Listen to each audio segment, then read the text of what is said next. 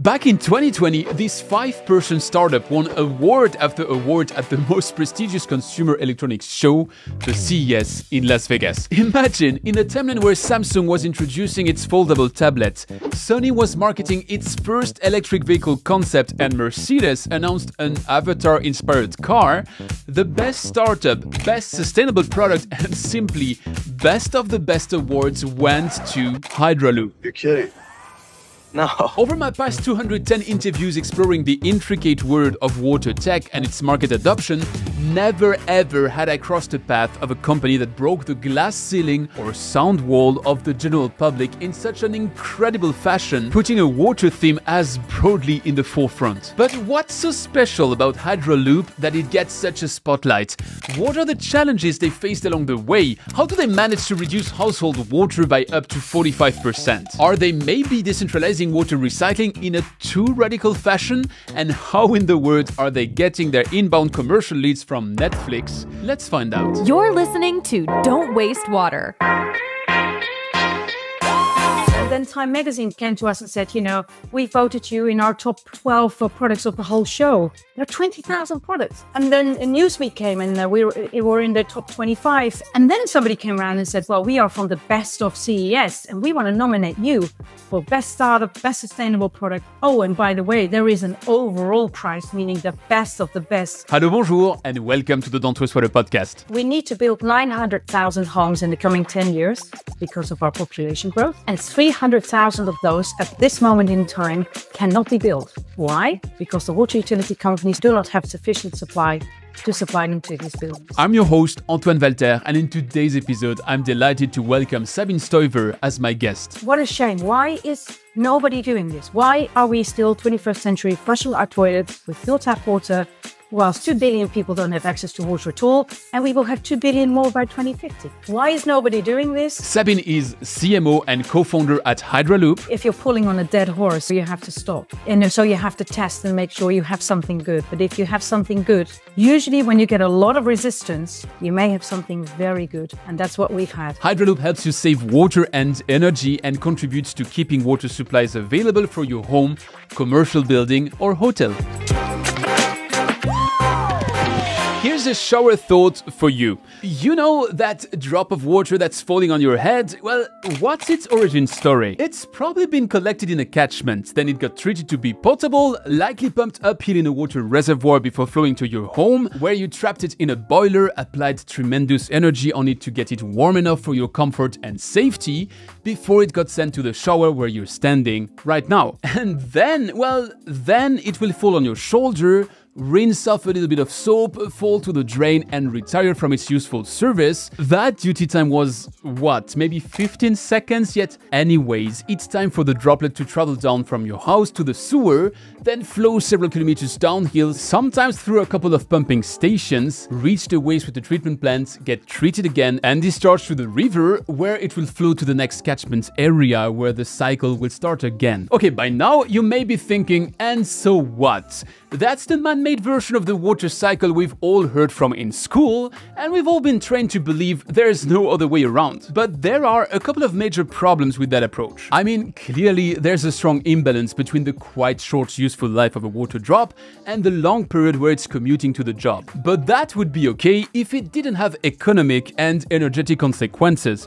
Building a water network is expensive, but after all, in the Western world, we already have a network, so that's taken care of, I guess, but only until you have to repair it, because it costs about $1 million to replace 1 kilometer of a water network. And for each person connected to a water network, you have about half a meter of that network. So every time you're replacing a water pipe, connected people must contribute to those works by about $500, which can quickly become expensive for a household like mine with a family of 5. And as it is expensive, we tend to postpone and postpone and postpone and postpone as much as possible, the time by when we finally get reparation works done, as an order of magnitude in the Western world, we replace about 0.2% to 0.5% of the water infrastructure every year, which means we're betting it can last 200 to 500 years, and spoiler alert, it can't. What a surprise though, right? As a result, there's always more leakage and hence quality problems on main utility lines, and the financial backlog has been continuously growing since the 1980s when we started measuring it. But all of that is only water and money. Yet, there's worse. You may have a bad gut feeling when you're taking a plane. After all, the aviation sector is responsible for about 2.5% of the world's CO2 emissions, so when you can, you're maybe considering alternatives to taking that said plane. But would you be considering alternatives to drinking or showering or doing your laundry for carbon reasons? I bet not, right?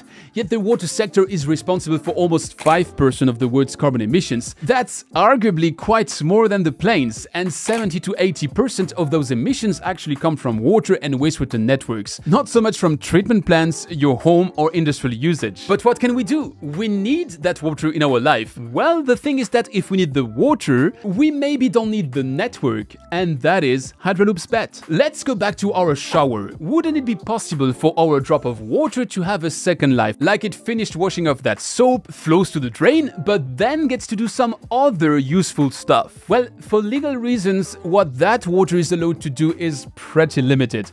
In most European countries, you won't be authorized to cycle it back to the shower head, even if you treat it, or to put it in any place where it might be in direct contact with humans using their furniture the right way. Is this the right way to go?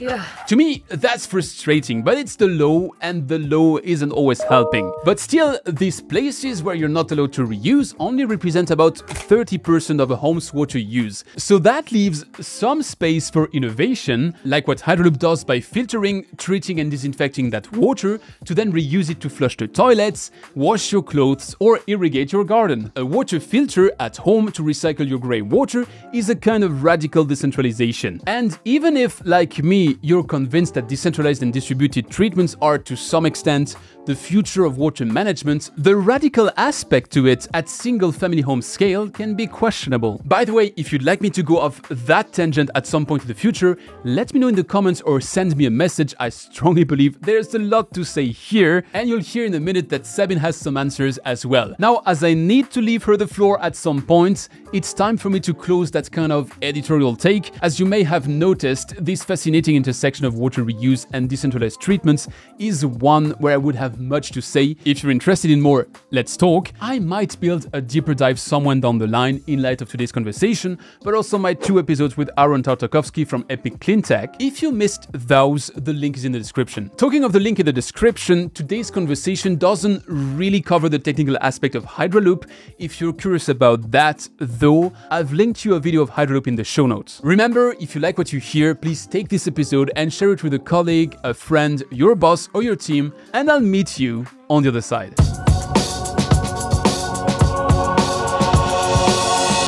Hi Sabine, welcome to the show. Thank you. Glad to be here. Well, I'm excited about the topic we're going to discuss because it's been a while. We had that conversation a couple of times on that microphone, but I think it's still one of these nuts where it sounds a bit like church. People have an opinion on it and facts don't really bother them with their opinion. But still, I'd like to move people's conviction with the conversation we're having today. But let's head straight into it. From what I read on your website, you're targeting 4 different verticals: residences, commercial real estate, hotels, lodges. You're a marketing person, so I can bother you with that first question. 4 is too much. If you have one, what's the one you're targeting, and what is the absolute problem they have you can solve in a unique fashion? Well, there is not one. This is the issue. I mean, every building where water is used in hand washing or where people are having a shower and toilets are flushed, that is an opportunity for us. And for them, it is an opportunity to save water. So marketing-wise, it's quite a challenge because we have such a diverse clientele. And of course, initially we started B2C. So this was like the early adopters, literally building a home. But this has evolved. And of course, for us, it is far more interesting to work B2B. So, for example, we work with a partner network, and those partners can be anything from Sydney Water, which is one of the largest water utilities in the world, to property developers, to hotels, lodges, student houses, And it's, of course, home builders and private people. You mentioned Sydney Water, which gets me curious. Australia in general has this tradition of the pink pipe and recycling water in a somewhat middle-sized loop. So how do they integrate your shorter loop approach? Currently, Sydney Water has 5 million customers. And by 2050, they will have 9 million customers. And purely on the basis that the wastewater infrastructure to upgrade this for almost doubling the amount of people would be so expensive. So I'm not even talking about the clean water, I'm talking about the wastewater. That for them, it is far more interesting to see in how can they reduce that wastewater and do longer with the infrastructure that they currently have. And this is one of the main reasons why they approached us. And obviously also it saves on the clean water side. And of course, I can't remember exactly, but they are 85% or something dependent on rainwater. So when they have a wet season, it's fine. But if they have the dry periods, which they have, then they're stuck. And they need desalination, which they are actually also using right now. But integrating our systems as an extreme decentral solution in each and every building basically reduces their enormous investment costs of the infrastructure upgrade and for basically cleaning the water. We haven't worked out exactly how we're going to do this on a commercial basis. Like, are they going to lease our products? Is it going to be a water as a service product? We're still working on that. So if I try to bring it down to base principle, that means that the two biggest challenges and drivers, if I understand you right, is urbanization, which leads to an additional burden on infrastructure, which is expensive to extend in the fashion it is today and would be probably better off with decentralized/distributed approaches. And the second is water scarcity, which means that water risk is increasing, which you can mitigate if you are able to better recirculate water in your home. Absolutely. And there are a few other important points as well. Every liter weighs a kilo, and 3% of all energy used worldwide is actually used for transporting water from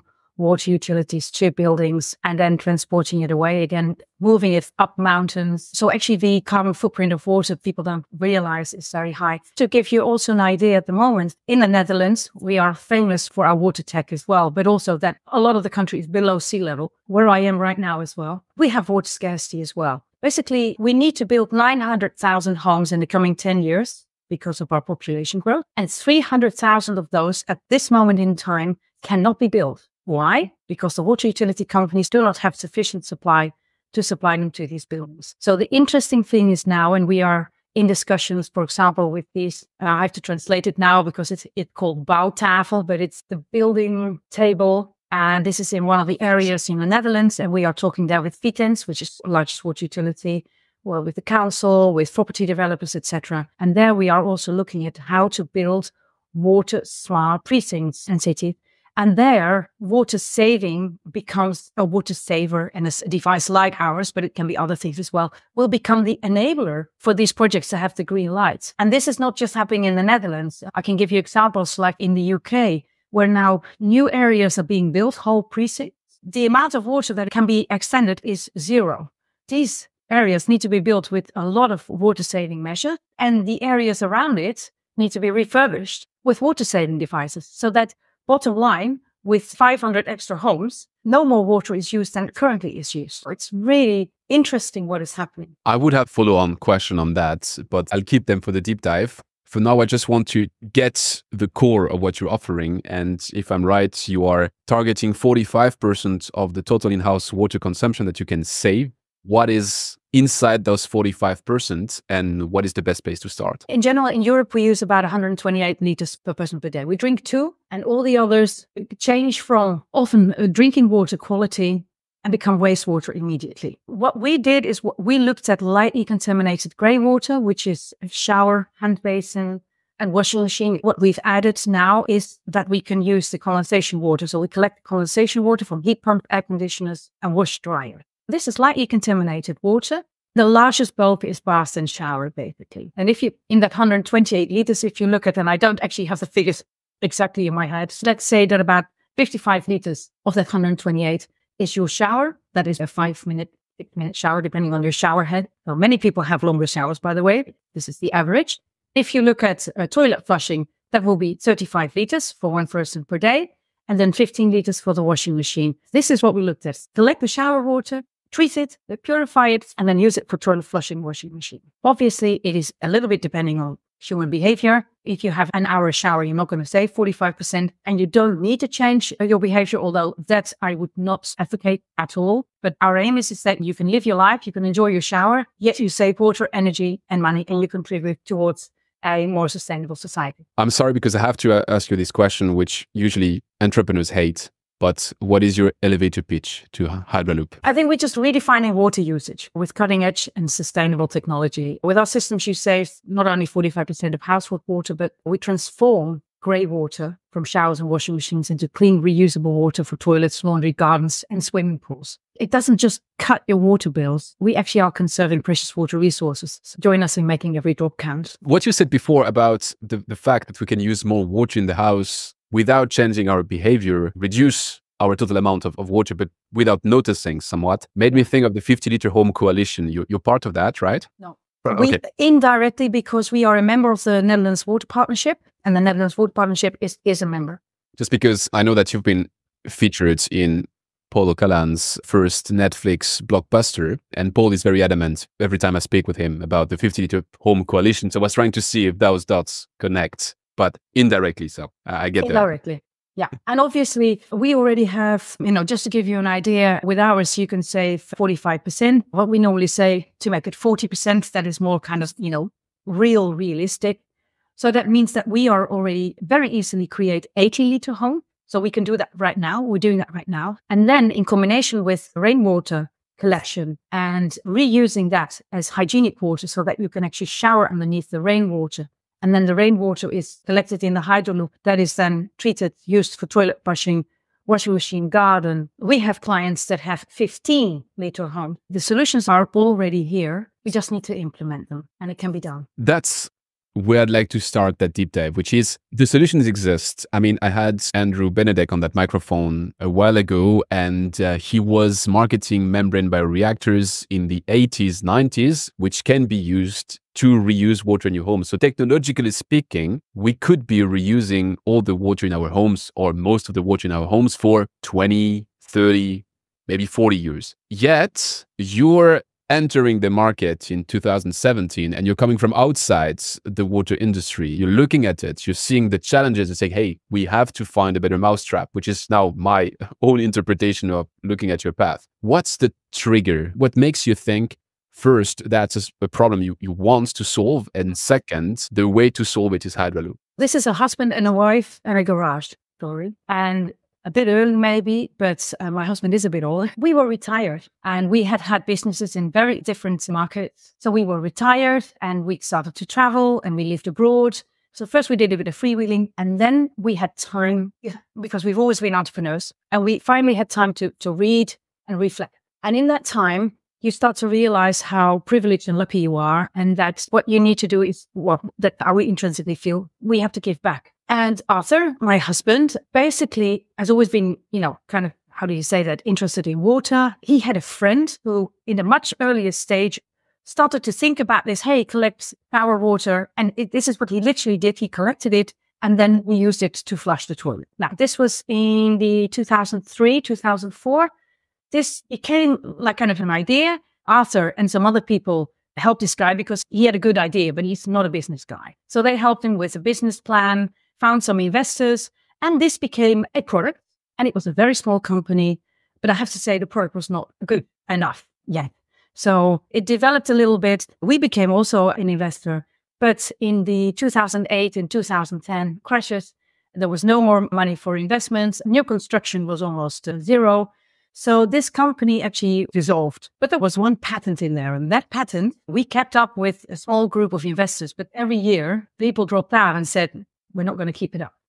And in 2015, when Arthur and I were living in the south of France, we were the last ones to actually keep the patent up or let it go. And this is what prompted Arthur. He thought, what a shame. Why is nobody doing this? Why are we still 21st century flushing our toilets with still tap water, whilst 2 billion people don't have access to water at all, and we will have 2 billion more by 2050. Why is nobody doing this? And then he thought, well, I have some experience with the previous company because he helped him out and many things, etc. I know everything that went wrong, which is very valuable information. Maybe I've got to do it. I've got time, I've got money, I've got some experience. Let me try. And if it doesn't work out, I quit. And this is literally what happened. So, of course, first what he did is he started to read about all the legislation and standardization because that had changed. When this was going on the predecessor, there was no standards. So the water didn't need to comply with anything at all. And we knew the first market was going to be southwestern states of America, California, Nevada, where it's dry, people have money, there is a sustainable mindset. So first we knew, okay, what does the product has to comply with? So that we knew what we needed to create. And we moved back to the Netherlands. And literally, I lost him in the garage for about a year and a half, 2 years. And in November 2017, where we were still building him in the garage, we went to Aquatech in Amsterdam, one of the largest water, technology exhibitions. And there people were queuing up. Which triggers to me a devil's advocate question, because you're saying, why don't people adopt that? Why don't people go for it when it makes so much sense? And isn't an obvious answer to that cost? Not cost of what it would cost to build it, but it is so cheap to do the wrong behavior.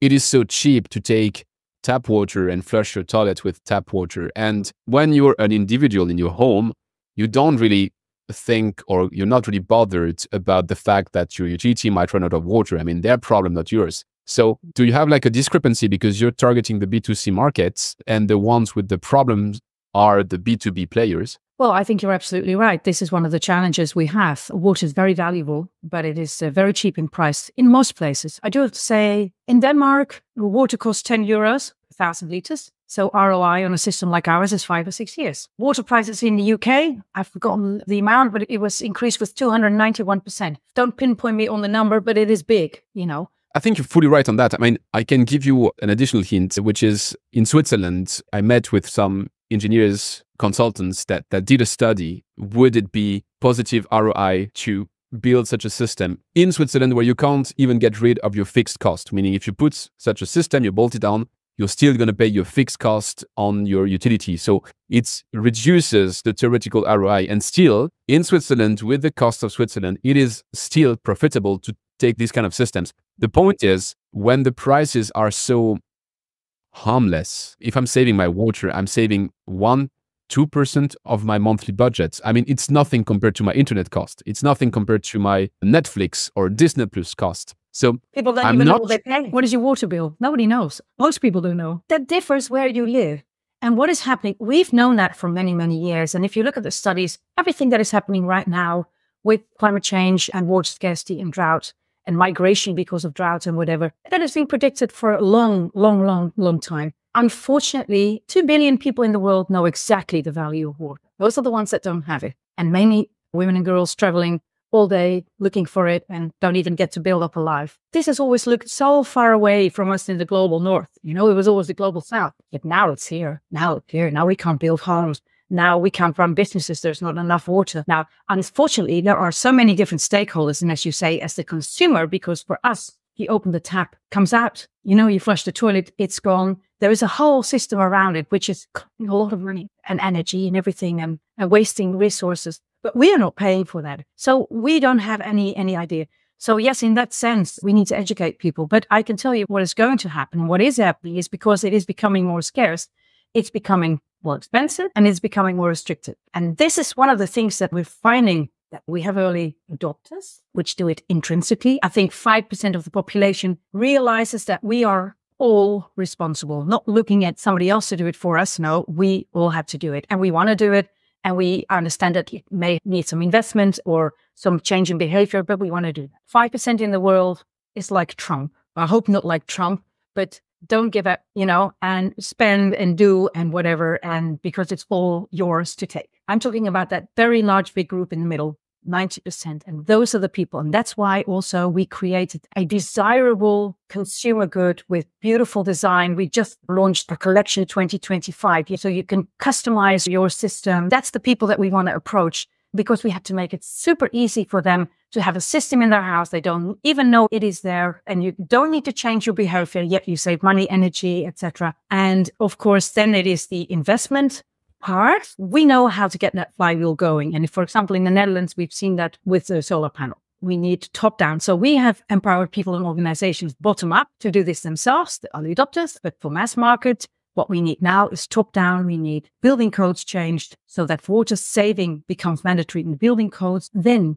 to incentivize people with subsidy, with VAT reduction, etc.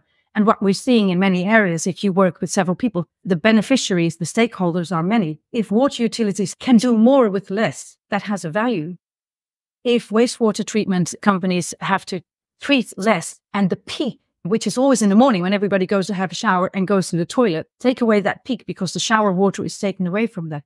That has a value. So you can also, in building whole precincts, you can have like, they're doing it in England, you have a reduction. Every building that saves water has a massive reduction on the connection to the infrastructure, basically. So if you do it like this, and to give you an idea, to build an apartment, recycle ready, meaning that the plumbing is just, that's what we advocate. At least build everything from now on recycle ready, so that machine can come in later, and anybody's machine, not just Hydraloop. I'm on a higher mission. It costs 280 euros. We have a proper research done. 280 euros per apartment to have the plumbing done that little bit different, so a water recycler can go in there. I'm fully with you. Don't get me wrong. I have more of a positioning question. And because you mentioned solar panel, it's a very, very fair comparison. I mean, we know the similarities between the water sector and the energy sector, yet there is a 10x factor in cost. So if I'm going to energy, which is produced on my roof, I'm saving 10 times more. So my ROI is more tangible. What I'm getting from what you're explaining is that you will be selling B2C in the sense that you have a 2025 collection. It looks really cool. So the B2C element is strong, but the means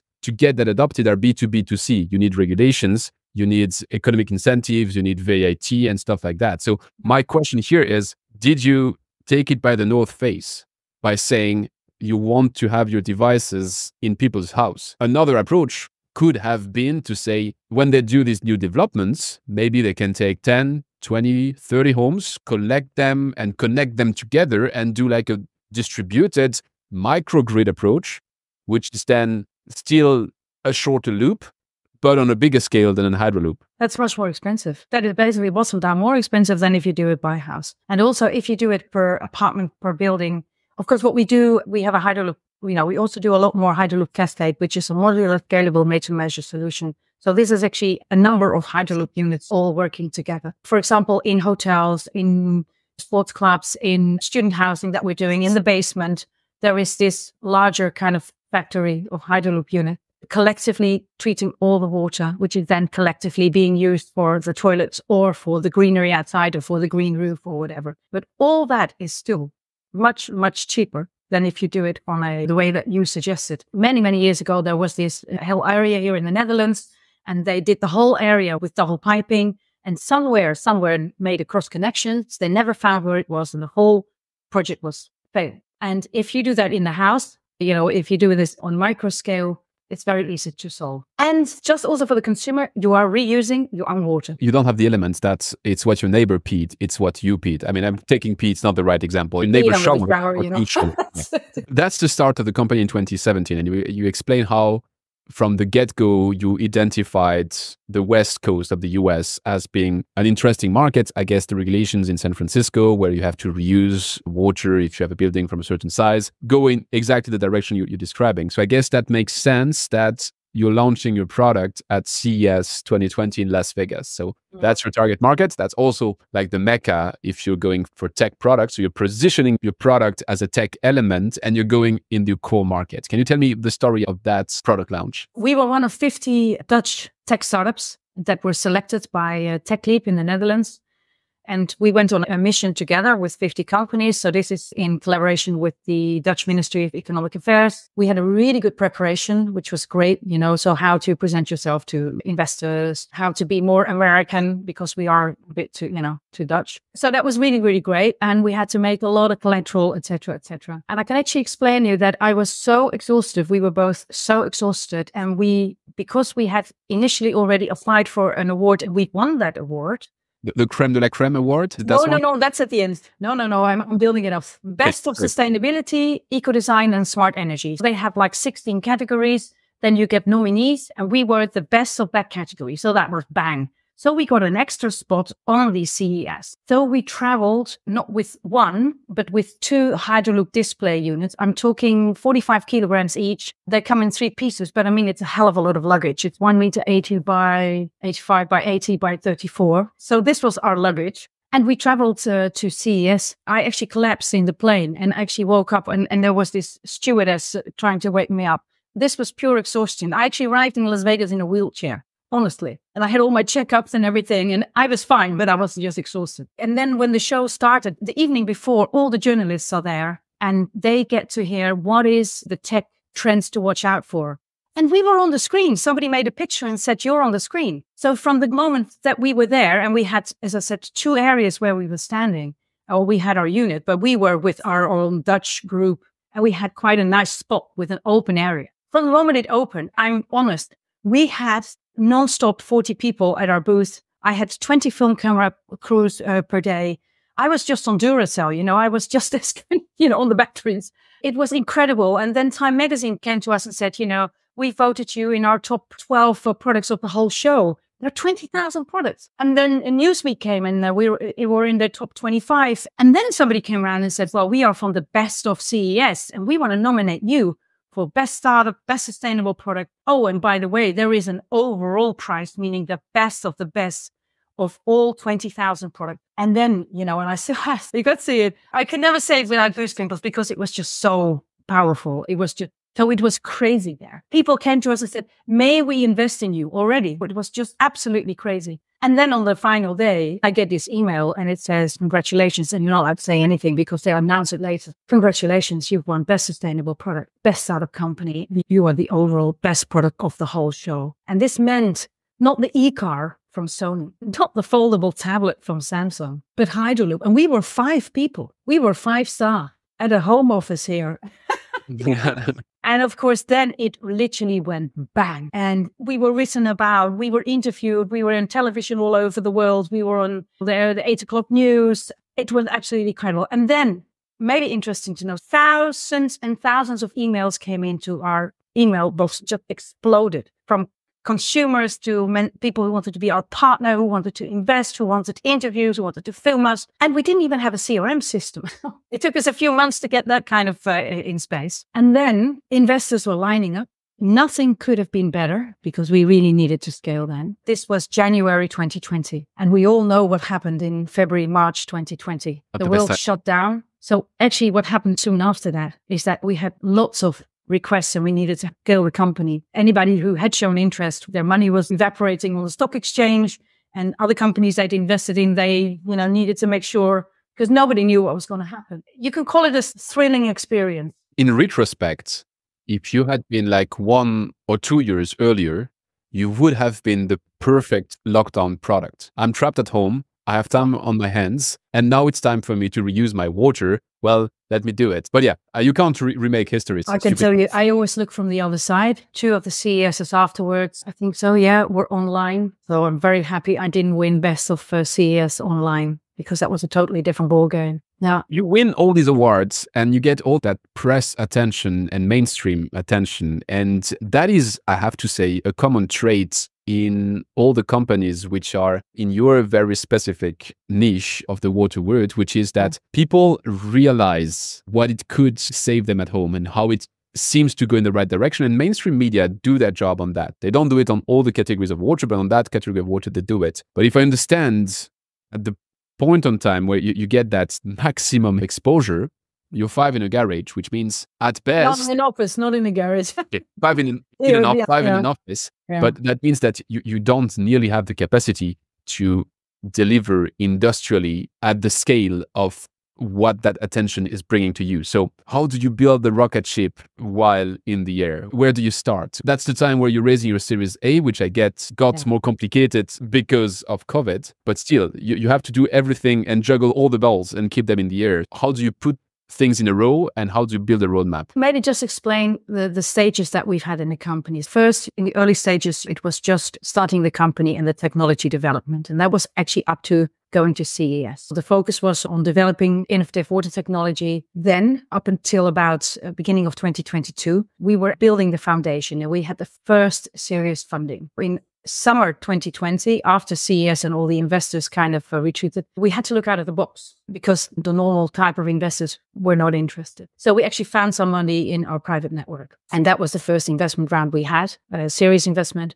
And then we had a bank loan that matched that investment. So with that money, so in the summer of 2020, we actually managed to start to build the foundation, solidifying the base, the groundwork for future growth. And of course, we refined products, created more products, and started to scale operation. And also we have production in the Netherlands. So we started to scale that as well, which is a shared smart factory in the Netherlands. And then from then on, we are strengthening the foundation, preparing for commercial growth, but it's preparing for commercial growth. So to give you an idea, we've worked on, getting the production lines ready, redesigning the product for high-scale manufacturing to reduce costs, adjusting the production processes, and developed the first version of our training program. And in this whole stage, we've delivered about 800 systems worldwide. All of this was still like a testing phase. This is crucial for testing the processes, learning from real world use all over the world, gaining product acceptance, obtaining necessary certifications. All of this was preparing for scaling up. And now we are in the phase, we call it extend and expand, which is scaling up commercial growth. We're ready for it. We have a solid foundation in place, and we're leveraging our findings and refined products and making a bigger impact. This is just to give you the framework. We foresee, and we are ready now, we're going to be selling through our partner network that we have built up over the years.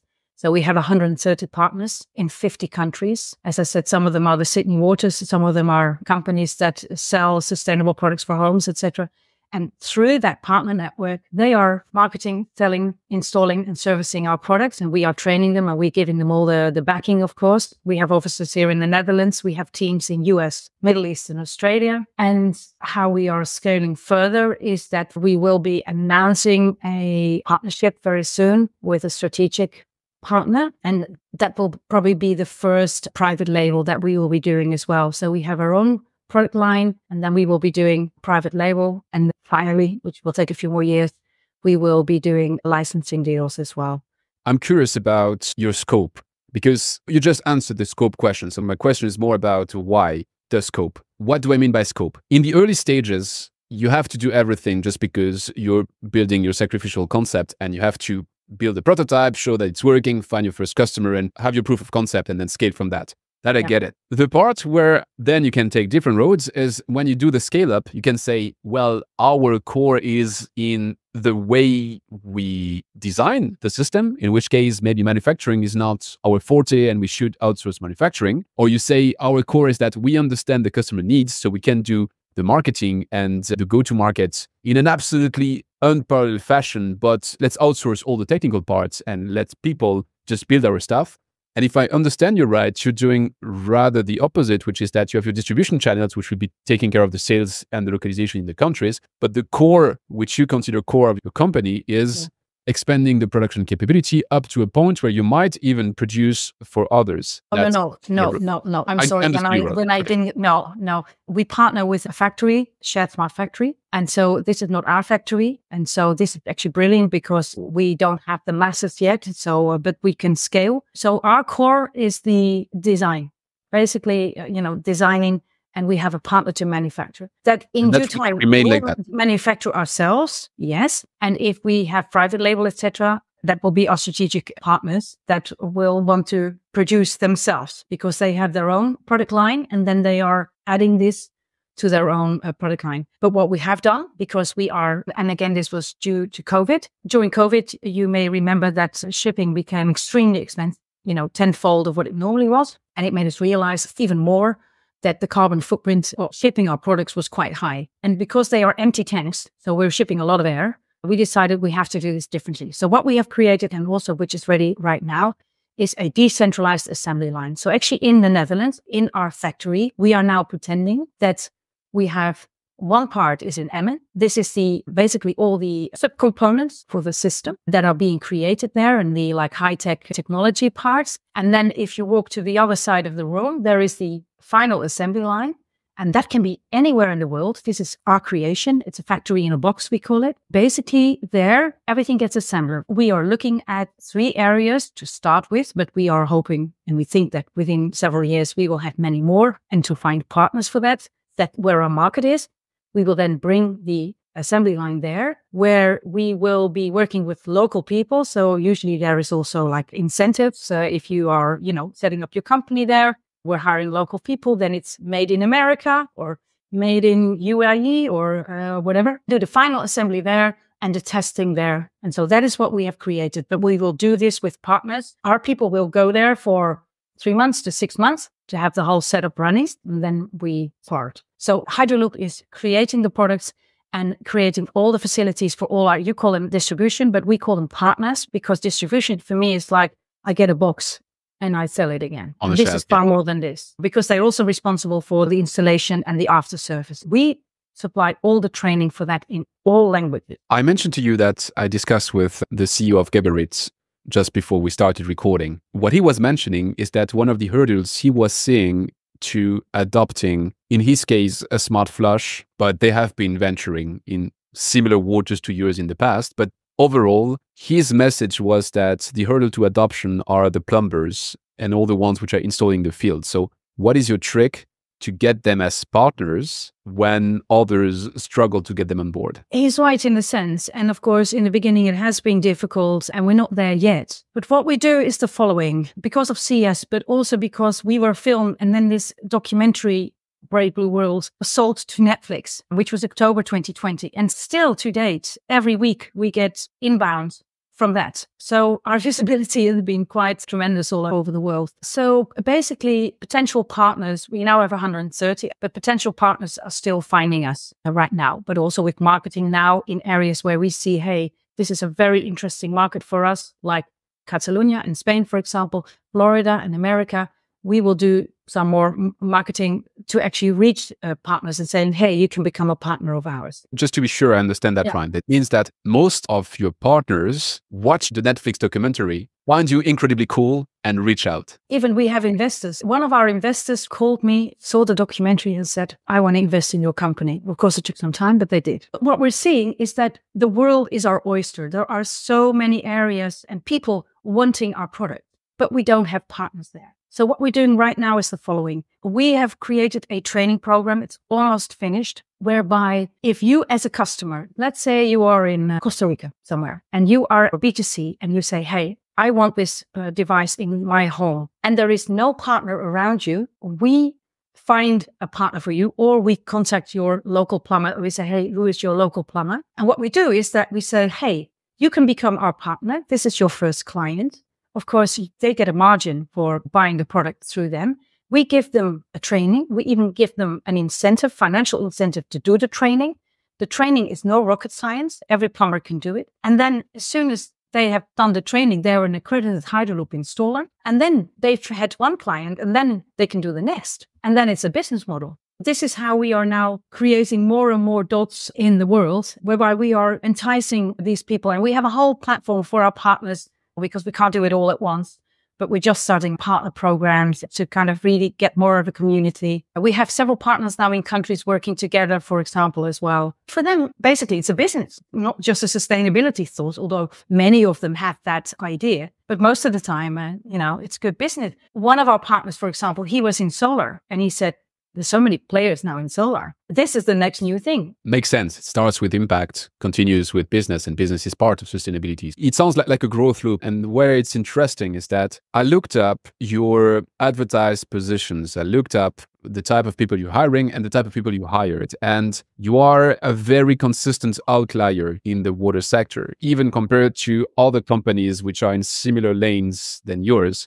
in the sense that you're hiring sales, marketing, and even a growth hacker, which is the first ever time I've seen such an offer for a water company. I would be on your side and I would fully agree with you, but we have to acknowledge that that is the vast minority of companies doing that in the water world. So do they all get it wrong? What's your approach to that? And why do you want to be so strongly growth marketing focused? Well, I think what makes us stand out is that we have created a desirable consumer good. Some people say, we look like the Tesla Powerwall. So it is that kind of market. And look at Apple, and we have one and then the new one comes out and then we want another one. So, but in water tech, I don't see myself changing my Hydraloop once I've installed it, because you No, you can just change the front. This is the collection 2025. Collection 20 is that you can customize the front panel. So the hydrant is that shape, and you can customize that. So the tanks will be one color, and you can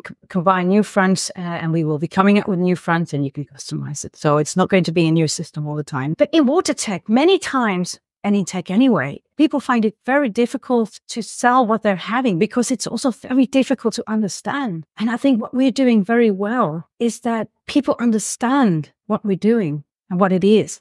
Not so difficult to explain. So most of the time in water tech, the solutions are technical solutions, and they are big and bulky, and you need an extra shed to kind of have the machine in it. And what we wanted to do is say, hey, it has to be compact, self-cleaning, lower maintenance, IoT connected. It comes with an app. Everything is a work in progress. So we have a new app coming out very shortly. We wanted to do gamification in the next round for kids so that they can game against each other, who's saving the most water and all that kind of stuff. We have so many ideas. It's a consumer good. And so therefore marketing is very important. And basically now with the growth hacker, we're seeing that digital marketing, that is a real specialization. And we really want to now go to certain areas and target certain groups. So for example, recently we did a targeted group. We did campings in the south of France, so camping owners in the south of France and in northern Spain. Why? Because we created a sea container with Hydraloop units inside it. You could have a certain amount of them in them. So this would be an insulated sea container with air conditioning, etc. And basically, all these campings, many of these campings are having massive water scarcity problems, and they cannot water their lawns. In Catalonia, there is no swimming pool filled. In Andalusia as well, all swimming pools are empty. This has a tremendous effect on the hospitality. So we approached all these campings and said, hey, you don't need a permit for one of those sea containers. You can just put it next to your building. Connections are quite easy, and you can recycle your water and you can use it for purposes that you want to use it for. So next to the partners that we have, we go on localized areas. And this is where in Florida, now they have a state rebate. If you are a home builder and you build it with a water recycler in it, you get a state rebate of up to $2,400. Then there is the Florida Green Star, which also offers in certain areas. They say if you install a water recycler, we give you another $1,000. So what we're doing now is that we're educating all the builders in Florida with a digital marketing campaign on saying, hey, did you realize that this, because it's since January, these people don't know it's there. And they get a density bonus. If they build 100 homes with water recycling in it, with literally, they get all these benefits, the financial benefit. So basically almost all cost of the investment is there, and they can still sell the home. And they can get a price for the water recycler. They don't have to give it for free, but it doesn't cost them hardly anything. And they can build 35% extra on that plot of land because they've done that. From a marketing perspective, I don't try to compare you to others just because I believe it's a kind of blue ocean you're in. So it's not really competition. It's more other people's in the same lane.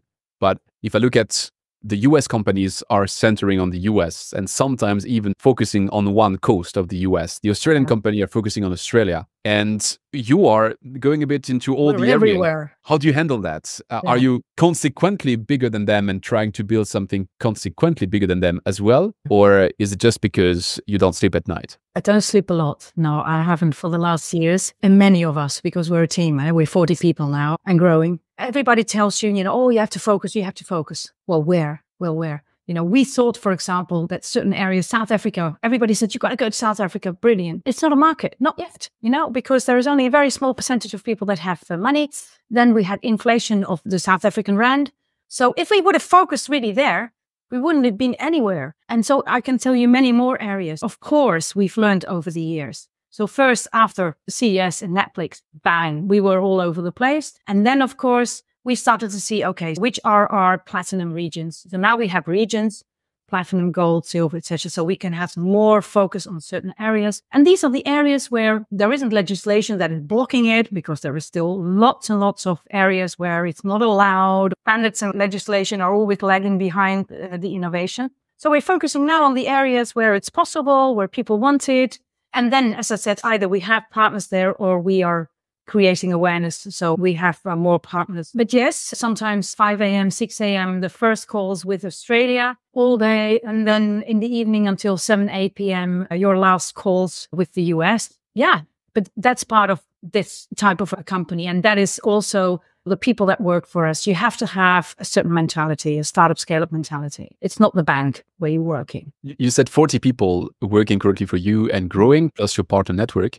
Are you profitable today? No, not yet. So that's why, we did our investment round recently. What we aim to be by, on top of my head, I can't remember, I think next year. But of course, we have a high-tech product that is implemented a lot of the time in new construction. So that timeline is quite lengthy. But if you look at our pipeline now, if you look at all the projects that are coming up, that hockey stick is moving upwards. It took a long time, because we were talking 2 or 3 years and sometimes 4 years from talking about a project and actually delivering our product. I told you that I spent a bit of time by coincidence with one of your investors, as I was leading a panel where Investinel was a speaker. If I'm right, Investinel just announced that they are raising, or that they got another $1 billion to spend. Yeah. So Fund 1, they invested in you. Fund 2, I would expect them to be part of your next major fundraising, because if I'm trying to add on everything you shared about what you're building, it sounds like you will need to do another big boom with, I got that you're having partners for the manufacturing, but still, if you're having this manufacturing concept where you have a portion of the way to manufacture, which is still developed by you, and then you start up the manufacturing left and right, you will need to have CapEx to do that. So do you have a major fundraising on the horizon? Is Investinel potentially the lead investor again in that new fundraising, or what's the status for you right now? We're currently still raising 3 million, and we're hoping to be able to close that very soon. So then that Series B is finished. That is then with Investinel, and we also have some other investors in there. I'm not the CFO. Of course, I'm in the management team. I think we should be profitable, but depending, of course, if we're going to have decentral assembly lines in other areas, it is most likely that we will be doing another round. We have quite an interesting lineup already, people, organizations, of course, that would be potentially very good ones for the next round. But I prefer not to say any more about that. You could go profitable and have something which works, but that's not the way you impact at the scale that you want to do. What I'm saying is that you're 40, you could go to 50 and maybe 60 and then settle down and stop taking the calls at 5 in the morning and 11 in the evening. But it sounds like that's not what you aim to build. It sounds to me like what you aim to build is bigger than that, because the impact you're aiming for is bigger than that. Which leads me to my closing question for this deep dive, which is simple. Instead of me putting words in your mouth, what are you building? It's a mission, but at the end of the day, we're still a company, and we have investors, so we need to become profitable. It is our aim and it is our vision, and we really strongly believe that within 10, 15 years' time, every new house, every new building will have to have a water recycler in it, standard, and that will be demanded for by building regulations, etc., because we are seeing that happening already, and this is due to climate change and population growth and urbanization and water scarcity. So within so many years, it is standard in every house that water recyclers in general becomes a standard item in every building, like air conditioning and whatever. Of course, we will transform from vision leader, which is how we are perceived right now, because we are putting water recycling all over the world on the agendas and changing standards and making sure that everywhere, it's not working right now yet. We were at COP, we were at Water Week United Nations, where we are presenting our vision and saying, hey, let's not reinvent the wheel everywhere. If you don't have a standard, please accept somebody else's standard so that we can keep moving, because we don't have time to waste. This is not from a commercial prospect, but it's in the sense of that we don't have time to waste with regard to water and the scarcity, and implementing the solutions that are already here today, and that we change from vision leader and become market leader. I don't know if you've read the latest book of David Sedlak and Peter Gleich. It's 2 different books, one from Peter Gleich and one from David Sedlak, but they share one. I have very little time to read, but I should. I get you. The trick is to take the plane. When you take the plane, sometimes I work. Okay. But they share a vision in common in the 2 books, which is that they see somewhere down the line that new houses will have the type of recycling that you're describing, and that the electric car, as it doesn't have a reservoir anymore for petrol, would have a reservoir for water, and that the little bit of water which you bring in the makeup loop would come from the car. And hence, you would, in that kind of Jetsonish future, you would not need to have a central utility at all anymore. So that's probably not for 10 or 15 years down the line, but at least the part of the vision which they share with you is that homes and new homes should become better stewards of their water. And then it's not an impact company, it's like you're simply the market leader. I share the vision. Sounds like super cool. It does. And just for me personally, I have a holiday home in the south of France. In my village, we've had a drought for 7 years. I have an organic swimming pool.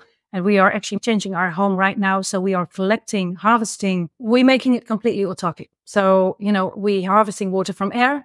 Can be done. Solutions are there. So I bought one of those machines. We're collecting rainwater and we're recycling it with Hydraloop, and it can be used for my garden, for my toilets, etc. And I think, more and more will be moving. It's still now a bit early days, but we will be going more that way. Yes. I'm not opening the atmospheric water box, because if we do that, then we're here for another hour. I suggest you to switch to the rapid fire questions, if that's fine with you.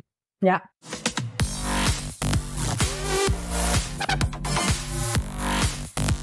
It's time for the rapid fire questions. What is the toughest challenge in your opinion for water tech startups? Changing the status quo. What would be your best single piece of advice for the founders and managers of the about 1,000 early stage water startups? Never give up. Stay persistent and passionate about your mission. Maybe everybody says it, but it's so true. Actually, when I want to be a contrarian, I'm giving the opposite advice. Because 86% of water startups survive. And that's a super high survival rate, which might mean that sometimes people hold on to their idea for a bit too long. And that's not me saying it, that's Paulo Calan. So if it's good for making Netflix movies, he's... Yeah, no, but I understand what you're saying. If you're pulling on a dead horse, you have to stop. And so you have to test and make sure you have something good. But if you have something good, usually when you get a lot of resistance, you may have something very good. And that's what we've had. Well, I'm going to give it a little bit of a teaser here for the people who are still with us by that late stage of the podcast. But that's something we'll discuss with Megan Glover from 120 Water, closing the teaser. What's the drop of knowledge you wish more investors knew about the water sector? That water is the blue goal. Water tech innovation is crucial for a sustainable future, and not just a future, because the future is right now, and it offers a significant ROI. What was your most unexpected partnership, and what did it bring you? I have no idea. I mean, so many amazing things have happened. What do you want me to say? Yeah, Netflix. Well, of course, it was amazing, but I don't know. Too many to mention. It's a privilege. I told you I was retired, so I could be hanging out in that house in the south of France or somewhere else. And yes, it's tough. And sometimes I wish I was in that house in the south of France, but it's a privilege because of everything that we encounter and the people we meet and what we do. I said that short questions, short answers, but you see, it's already my second digression, so sorry for that. But you mentioned the people you meet, and I feel like I wouldn't do a right job as a podcaster if I was not mentioning a fellow podcaster. How did you meet with Sony? Yeah, I mean, of course, he's a guru. I mean, so I was looking up to him, thinking, wow, in the beginning, we were such an outsider. I can't remember, but we started to, I think maybe through Tom Freiber, because they're doing a podcast together. I've known Tom since we first went to the first Aquatech. Anyway, and then we kind of got talking, and he's with Will, and he's such a great guy. And, and then, of course, for his Water Foundry Fund to have invested in us as well is really cool. And, with these investors also, this is not just money, What these investors, all of our investors, what they bring to the table, including InvestNL, is their network, is their knowledge. So it's a collaboration. It's not just pure money. And with Will, of course, we're very, very nicely connected. Yes. Super short, profitability or growth? Growth. What's the next profile you'll hire if you haven't found your growth hacker? No, we haven't found the person yet, but we have a lot of interest, but let me mention it now, growth hacker. When you hire, are you looking for sector experience or startup experience? Well, we want professional discipline. So first is discipline, scale-up mindset, then the sector. Opening new markets or doubling down on the existing ones? Doubling down on the existing ones. We have quite a few already. What's that tool nobody speaks about, but you couldn't live without? Well, we have just integrated a whole ICT platform. So most processes, so commercial finance, administration are already implemented. Multi-currency with several entities because we have Hydraloop Inc. and Limited and whatever. So we have that in-house and we're now extending that with the supply chain tools and production planning. This is our intelligent backbone. What is the single piece of insight your ideal customer profile needs to hear right now? Yeah, I found that hard as well. Water recycling is not just eco-friendly. It makes you feel good, but it's also cost-effective. It may take a bit longer than your solar panels. And also it adds value to your property if you do it now, because later on we foresee you have to do it. It's much more expensive to do it then than if you do it now. Just my 2 cents. That one is the killer argument. You're adding value to your property. Yeah, because who can argue against that? You see what's happening now. If you're selling a house and it's insulated and you have solar on it, the value is so much more And if you haven't, by the way, you know, you have that energy label where you see the colors in A, B, and C, or whatever. The water label is coming up. I've already seen it. Within certain time, we will all have a water label for our buildings as well. What are you desperately needing and want to raise an open call for right now? Well, I said it already earlier. We don't have time to waste with regard to water. And what we are still seeing is that many organizations and companies are still thinking about, let's do a pilot and let's take a few years and let's see how it's going. There are so many solutions already. We are a part of the 1,000 Efficient Solutions, which is a platform. There are already 1,500 plus. And these are commercially viable, very good solutions that can be implemented as of today. So instead of talking about pilots and reinventing the wheel, we don't have the time. So please look at the innovations that are already here and implement them. That's it. Closing one, what can and should I do for you? You're doing it now. You know, by having asked me to be here for this interview, you know, we're spreading more the word about who we are, what we stand for. Our slogan is to act wise and use water twice. So thank you for having given me this visibility through this interview. My great pleasure. If people want to follow up with you, where shall I redirect you the best? They can find me on LinkedIn. They can find hydraloop.com on the website. We have a YouTube channel. We have info.hydraloop.com for all kinds of background, like technical information. So I think plenty. My name will be mentioned somewhere. As always, like all the links you just mentioned, all the places are listed in the description. So have a look there. And I'm the testimony that we can reach out to you on LinkedIn. And just Antoine, if anybody is still thinking growth hacker, that is me. You need me.